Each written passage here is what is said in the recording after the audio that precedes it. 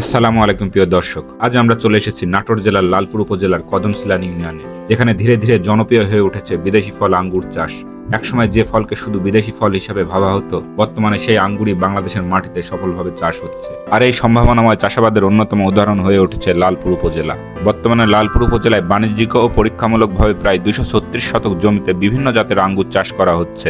আধুনিক কৃষি প্রযুক্তি, সঠিক পরিচর্যা এবং কৃষকদের আগ্রহের কারণে দিন দিন আঙ্গুর চাষের পরিধি বৃদ্ধি পাচ্ছে।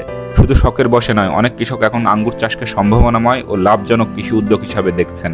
আঙ্গুর চাষের অন্যতম সুবিধা হলো চারা রোপণের মাত্র 10 থেকে 12 মাসের মধ্যেই ফলন পাওয়া সম্ভব। তুলনামূলক কম সময়ে কৃষকরা উৎপাদনে সুফল পাচ্ছেন। কৃষি উদ্যোক্তা মোহাম্মদ মিজানুর রহমান 2025 সালের জুন মাসে এই বাগানে আঙ্গুর চারা রোপণ করেছিলেন। আর মাত্র 1 বছরের ব্যবধানে বাগানের বর্তমান চিত্র সত্যি দৃষ্টিনন্দন ও আশাব্যঞ্জক হয়ে উঠেছে।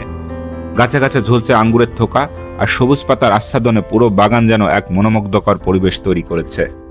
এই বাগানে বিভিন্ন বিদেশি জাতের আঙ্গুর চাষ করা হচ্ছে, যেগুলো স্বাদ, রং ও আকৃতি ভিন্ন ভিন্ন। সঠিকভাবে ছাঁটাই, সেচ, সার প্রয়োগ এবং রোগবালাই ব্যবস্থাপনার মাধ্যমে বাগানটি পরিচর্যা করা হচ্ছে। কৃষি বিভাগের পরামর্শ ও তদারকিও আঙ্গুর চাষে ইতিবাচক ভূমিকা রাখছে। লালপুরের মাটি ও আবহাওয়া আঙ্গুর চাষের জন্য উপযোগী হয় এখানকার কৃষকরা দিন দিন বেশি আগ্রহী হয়ে উঠছেন। অনেকেই অন্যান্য ফসলের পাশাপাশি আঙ্গুর চাষের দিকে ঝুঁকছেন।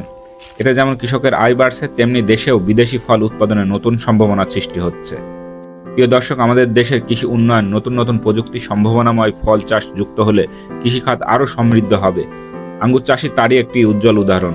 লালপুর উপজেলার কদমসিলান ইউনিয়নের কদমসিলান ব্লকের কৃষি উদ্যোক্তা মোহাম্মদ মিজানুর রহমানের আঙ্গুর বাগান পরিদর্শনে আসেন কৃষি সম্প্রসারণ অধিদপ্তরের সম্মানিত কর্মকর্তাবৃন্দ। এ সময় তারা বাগানের পরিচর্যা পদ্ধতি ও ফলনের বর্তমান অবস্থা পর্যবেক্ষণ করেন এবং সফল আঙ্গুর চাষ সম্প্রসারণে প্রয়োজনীয় দিক নির্দেশনা প্রদান করেন। প্রিয় দর্শক, আজকে এ পর্যন্তই। সকলে ভালো থাকবেন, সুস্থ থাকবেন।